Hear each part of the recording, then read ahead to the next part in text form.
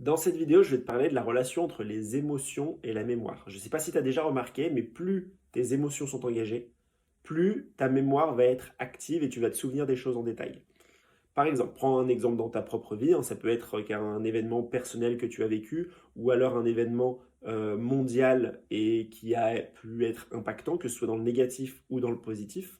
Souvent, on s'en rappelle beaucoup mieux. On a même l'impression, bah tiens, j'ai l'impression que ça s'est passé hier, je m'en souviens comme si c'était hier, je me souviens de tout en détail.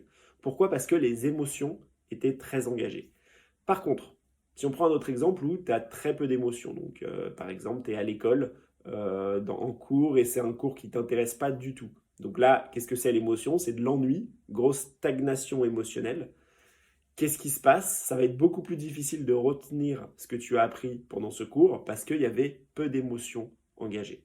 Donc, dis-moi si ça te parle, ce que je te dis, et prends ça en compte la prochaine fois que tu veux apprendre quelque chose. Essaye d'engager tes émotions pour que ça puisse être encore plus efficace avec ta mémoire.